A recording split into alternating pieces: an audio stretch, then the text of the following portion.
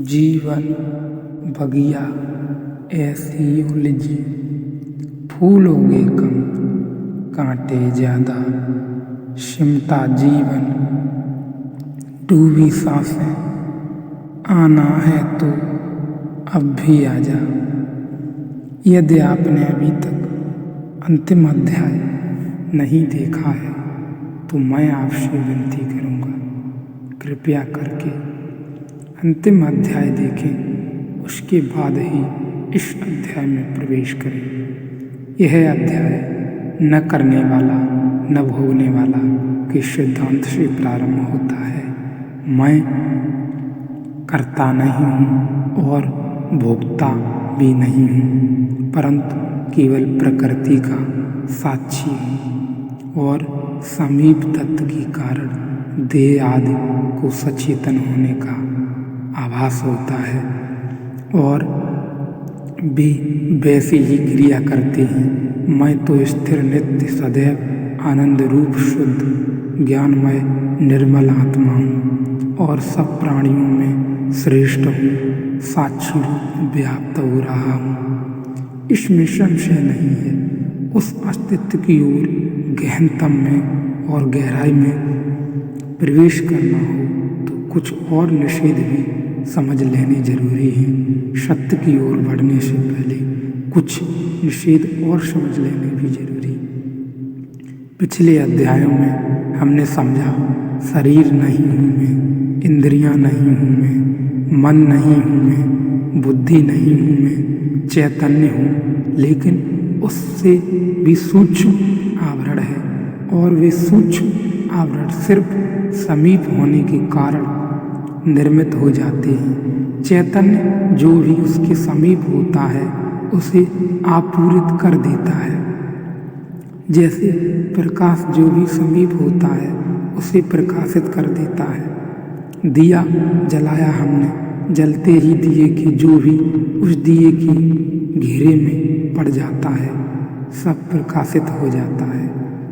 ऐसी ही चेतना जो हमारे भीतर है उसके जो भी निकट है वह सभी प्रकाशित हो जाता है। उस प्रकाशित होने में ही कठिनाई शुरू होती है। अगर दिए को भी होश आ जाए, दिया नहीं था, अंधेरा था, तब कुछ भी दिखाई नहीं पड़ता था। फिर दिया जला, अगर दिए में भी चेतना हो तो जो जो प्रकाशित हो रहा है दिए को भी भ्रांति होगी कि वह भी मैं ही हूँ, क्योंकि जब मैं नहीं होता तब कुछ भी तो नहीं होता। न दीवारें दिखाई पड़ती हैं कमरे की, न फर्नीचर दिखाई पड़ता है कमरे का।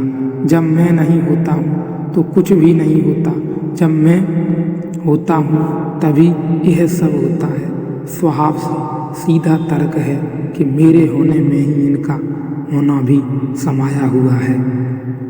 चैतन्य का अनुभव यही है। चैतन्य से अगर नहीं होता तो न शरीर होते हैं पांच, न मन होता है, न बुद्धि होती है, न इंद्रियां होती हैं, कुछ भी नहीं होता। चैतन्य के अव्यवहार के साथ ही सब होता है। चैतन्य अगर बेहोश हो जाए, गहन निद्रा में खो जाए तो भी शरीर का पता नहीं चलता, फिर बुद्धि का पता नहीं चलता।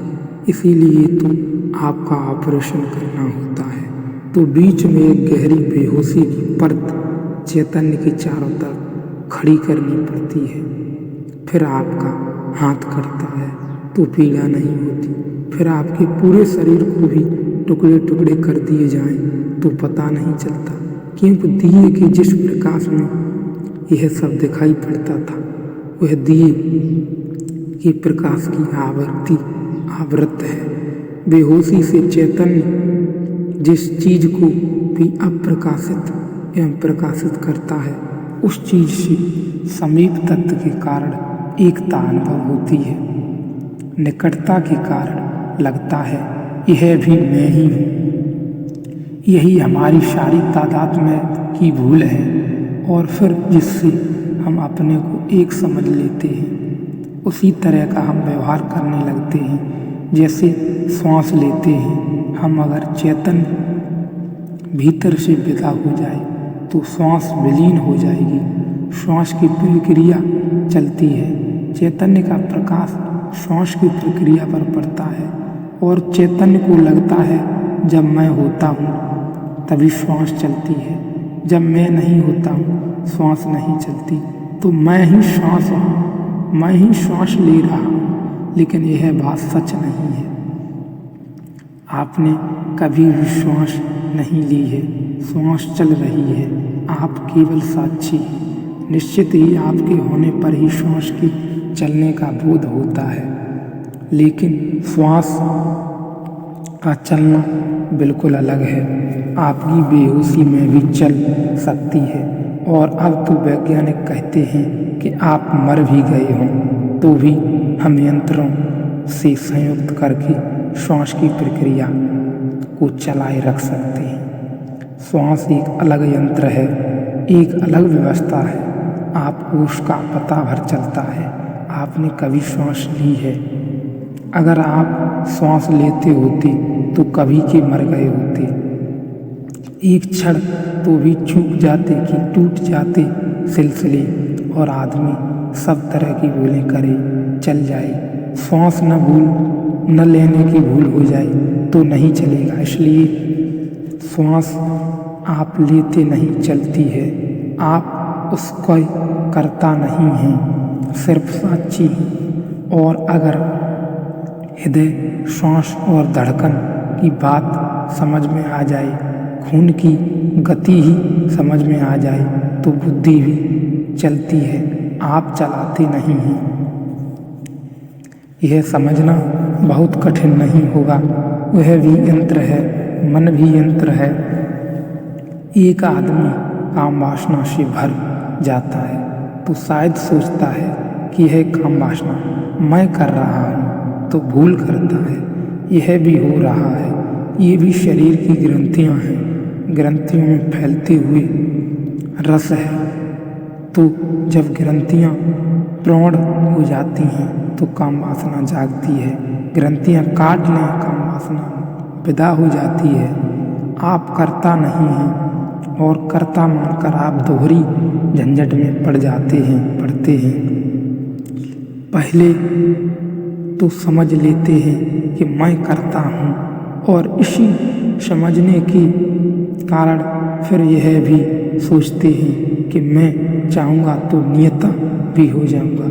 जब करता ही मैं हूँ तो रोकना चाहूँगा तो रोक लूँगा, वह रुकती भी नहीं। न आपके चलाई चलती है, न आपके रोकी रुकती है। तो इसका क्या यह अर्थ हुआ कि काम वासना से आप कभी मुक्त न हो सकेंगे?